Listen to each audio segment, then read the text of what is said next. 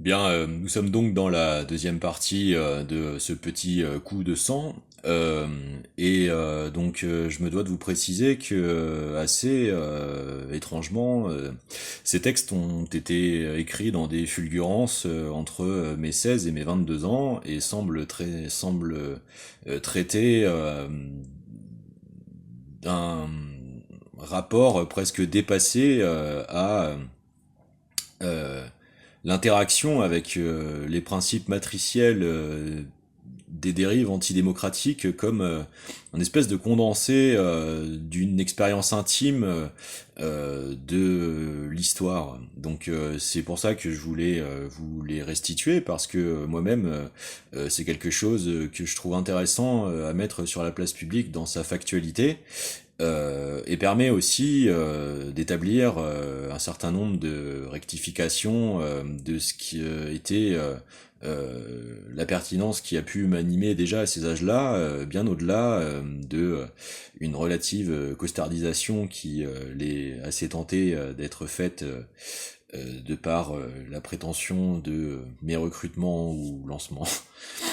Donc le premier s'appelle Sigu, dans ce vieux mythe socratique des prémices de la démocratie. Mais il a l'air de concerner potentiellement aussi le débarquement des colporteurs de la civilisation. Je m'étonne toujours de la résonance de ce texte avec la plaque du vieux port de Marseille, pour les connaisseurs. Sigu.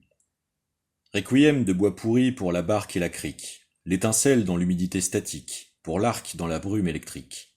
Étrange désir d'humeur fétide. Algues putrescentes sirotent un bain de mazout liquide. Une lasse lune suinte cette scène à l'huile, une flasque orbite scrute une plage morbide. Lueur subtile, couleur trahie, nuance putride, une larme échappe en une fuite apatride, c'est une peur amoindrie. De longues dents de granit sculptées par la pluie fendent l'écume. La lie de l'embrun est un acide sur une énorme enclume. Le second s'appelle Vanité, et dans les mythes initiatiques premiers, considère aussi donc les expériences confrontationnelles au rituel du memento mori. Vanité. Elle n'en finira jamais, la promesse du beau monde, et ses bavardages et ses colibés, le morcellement de l'onde, des racontards, des égarés, son étreinte qui me sonde quand tout est presque dissous. Elle bourgeonnera de mai, cette masse immonde, tout cet humus, des symbiosés sombres, dont naît de l'arbre, craintif, au pied, corps fielleux au néant espérant, que simple huile d'ombre. Des siècles de concassion, de magmatisme, d'opale, de grès, de bord du Styx, où le biseau autoritaire, le Mars, aimant, quand tout est dessous, et de l'éros tout l'enfer œuvrant, du minerai de fer, osèrent maculer le diamant. Le suivant s'appelle le mal. C'est la belle lie du sens, douce ivresse du délit, ces belles ailes serties sont d'étincelles évanescences. Sont-ce de ces simples esprits, de ces sueurs sans substance, les silencieuses incandescences des secrets sans surpris, subtiles essences, avilissez-vous. D'où surgissent ces impatiences qui se soupçonnent au sein du lit, et qui, se déplaçant sans science, susurrent naissance de sang sursis. Subite souffrance qui s'ensuit. Sont-ce ces saisons de l'ennui qui, de froideur et d'effroi, saisissent de nuit l'envie, ces supplices pour l'insouciance, inconsistance, infanticide.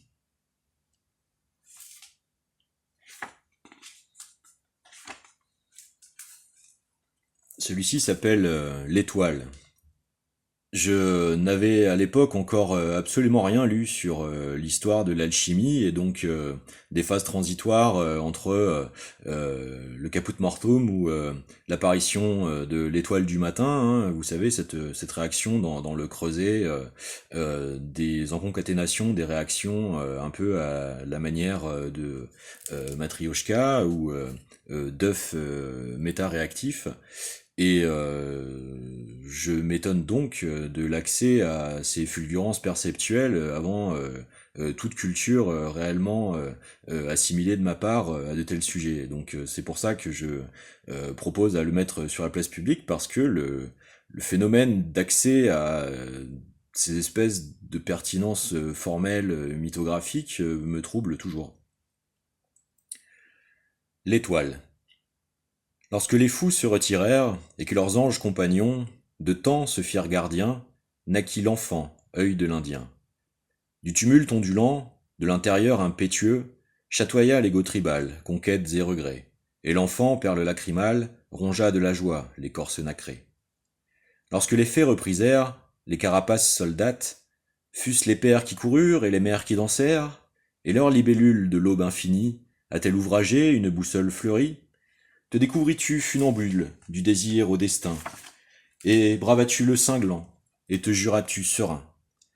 Lorsque la neige évanouie, en limon salvateur, rafraîchit terres et esprits, les oursons d'hiver se changèrent en grizzly, et une frontière fine fit de ton frère un maudit. Tes mitaines camouflage, le pourpre soudain, toi, machine de mort, enfin, tout ton être qui pleure, sacerdoce terrifiant, tes dieux n'avaient jamais guidé, absents, puisqu'où tu es fou, où ils étaient menteurs. La rivière contraire, ta traverse à gué, ta nature première, clairière au danger, c'est toujours inondée d'absolu. Plisse ton front de cuir, exact parchemin, et puisses-tu devenir, amoureux du lointain, celui qui se rappellera, au crépuscule de nos vies, celui qui sera l'enfant qui sourit.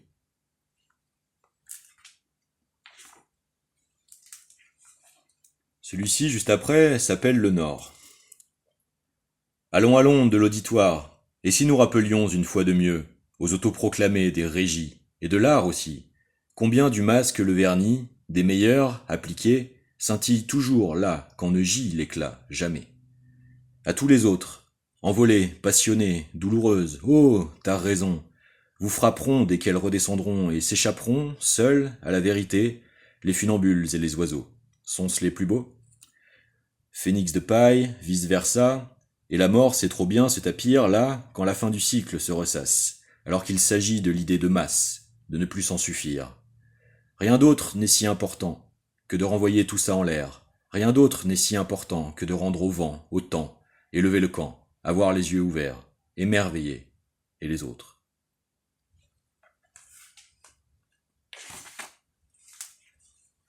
Celui-ci s'appelle l'Empire. Une pyramide en surimpression sur un monument aux morts, une grande guerre, le tonnerre en épitaphe, un autel qui s'éventre alors que la lumière, là, s'enfuit. Une langue qui se déroule, une bouffée d'air tiède qui suffoque, un parvis sur un balcon, un faucon qui repart vite, comme une vipère qui siffle, disparaît dans le cresson de la couronne du dormeur du Val. Des froufrous qui s'enflamment, des fées digitales, des frères diégétiques, pauvres amis, une chair d'étoile qui suinte, des crocs vermeils humides, et des mots éternels ont confondu l'été. L'amour qui se change en fausse couche, comme l'histoire qui se mord la queue. Oh oui que je l'ai vu ton film d'épidémie, et je peux même te montrer comment ton négatif va brûler, là, dans l'ombre de ses pieds, mais, surtout de la même beauté que du flambeau de cette statue de la liberté, Lucy in the Sky, de ces nouveaux Français.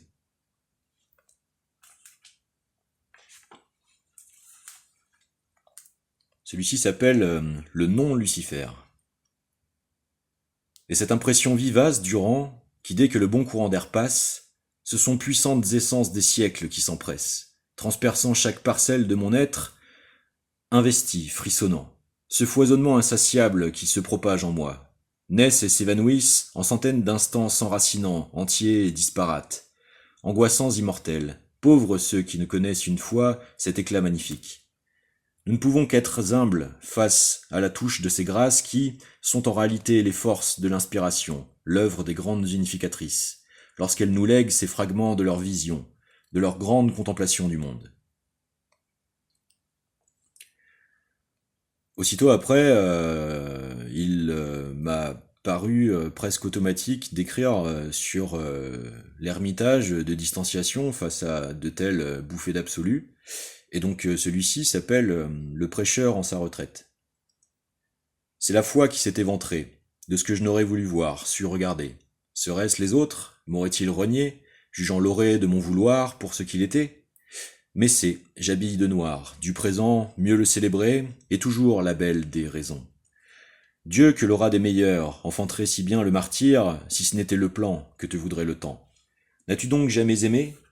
Et cet amour plus grand, est-il né pour pleurer? Si tu suivais ce si bel instant où t'agenouillais, chérissant, de l'œil des autres. Et là-haut, de carbone, ces lances grossières, de tout l'élan de la mort, transperceront les regrets. Ta mémoire fonctionne enfin. Une fascination pour les lueurs rares. Le métal rouillé d'une stèle à Damoclès, chape de plomb céleste, vestige de satellite de télécommunication. Nous aviez-vous, à cheval, sur cette lame de fond? Ouvrir des fronts, nourrir chaque ligne de fuite, loin dans l'horizon collecter les fragments, au-dessus d'une loi du talion. Mort planante s'extasiant de cibler chaque idée dissidente, rapport minoritaire sur chaque création, la police de l'innovation, l'essence de la perdition. Le futur en enluminure sur la censure. Susurrons-nous seuls sur des restes de mutualité?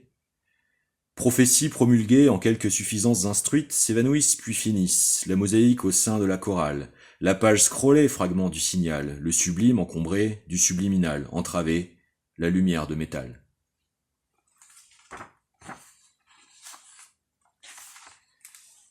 Voilà, je vous avoue que je suis assez troublé de ce que cela continue d'être assez pertinent des menaces potentielles de l'évolution technologique de notre époque, et le reste est un petit peu plus du coup sublimant, puisque écrit un peu plus tard lors des voyages qui ont mené mon militantisme dans la défense des droits des déplacés de guerre, des transfuges et de ce qui est appelé aujourd'hui les migrants.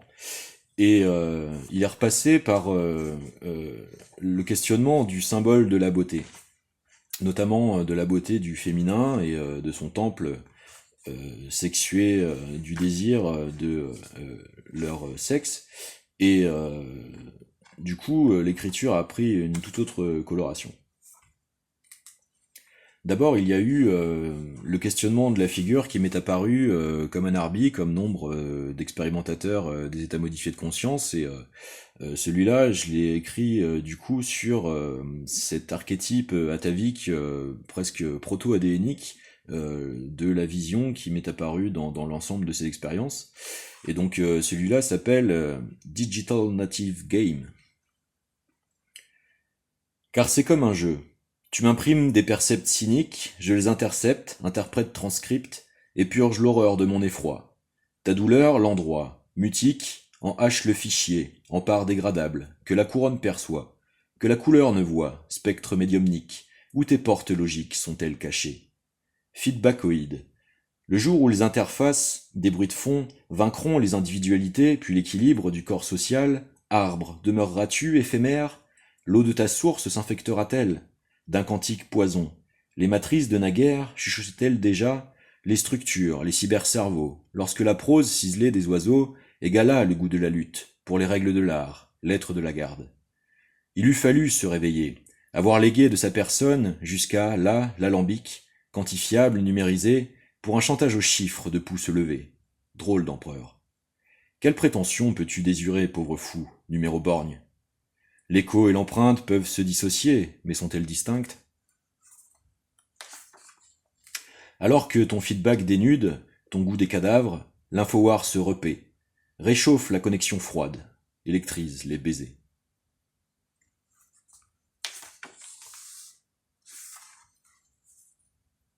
Et donc celui-là est l'occasion d'un voyage en Grèce où nous avons rejoint l'occupation d'une université désaffectée avec nombre d'internationalistes, anarchistes et militants pour les droits sociaux qui du coup ont organisé nombre d'actions de visibilisation des détenus dans les centres de détention pré-expulsion, et ils essayaient de célébrer la résurrection de l'âme grecque, pays ô combien résistant pendant la Seconde Guerre mondiale, qui venait de se faire dévaster par la crise des subprimes de 2008.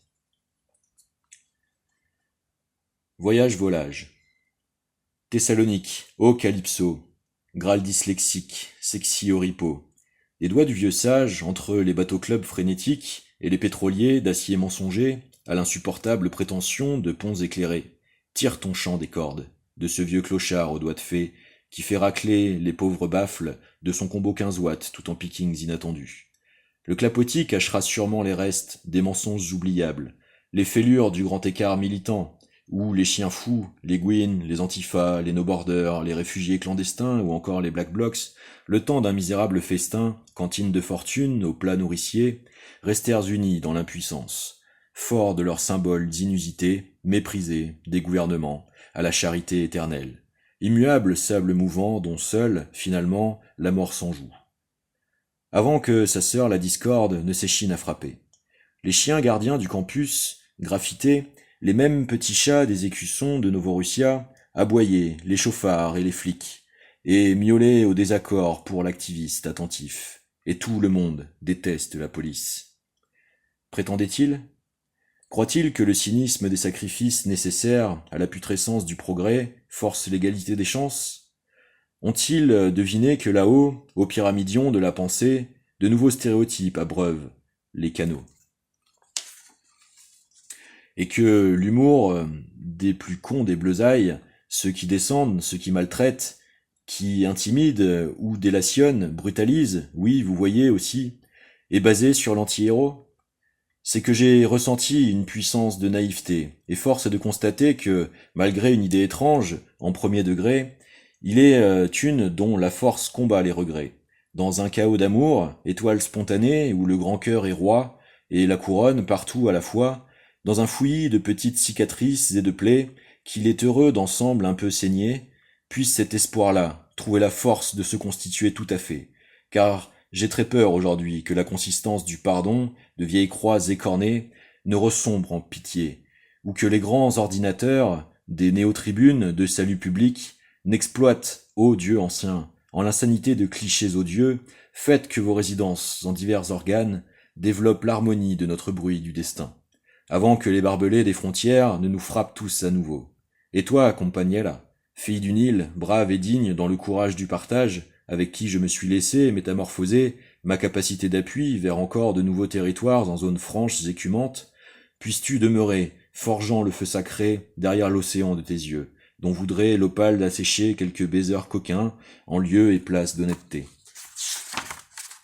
Car je n'ai pas raconté l'essentiel encore ici, qui tient dans les instants, où les sourires des amantes, des amants, ou de ces enfants déportés, des toits des universités désaffectés par les crises, aux mares saumâtres du parc étudiant, trouvent l'espoir et la beauté d'aimer converger en camp de gitans. Mashallah, Victoria Semple, aux Pentis Borders de la brutalité, la chaudrome à tout saboteur. Voilà, je crois que c'est le moment de bascule qui à nouveau essaye de secouer l'histoire de l'organisation des violences interprolétaires qui a toujours été le ressort d'un certain déni de culpabilité et cynisme structuré en paravent de l'évolution des légitimités démocratiques véritables, et que il est absolument temps d'empêcher la résurgence de la reproduction désincarné d'un tel cycle, puisque à mon sens, c'est exactement ce qui les cachait derrière la tentative d'habituation à l'inacceptable normalité de la tentative de perpétration d'un génocide aérospatialisé, essayant de véhiculer en réalité la première occurrence de l'impunité de frappe d'un technodominion, je pense, dont le véritable projet est d'essayer d'être étendu à l'intégralité de la planétarisation. Et je pense que ce sont ces courages des avant-postes d'oser braver ce piège infâme qui constituera ou non la véritable complémentarité intergénérationnelle des citoyens vrais. Aussi puisse ce 2 avril être notre accès universel, commun, éternel, à la vérité des savoirs réellement dispatchés dans la multiplicité, diversité et complémentarité de toutes les écritures canoniques. Et c'est sur cette note d'encapacitation et d'accès au savoir que je voudrais continuer de saluer la belle espérance qui fera de tout camarade militant un maillon supplémentaire de la convergence de nos capacités de sublimation de ces dérives. Salut à tous.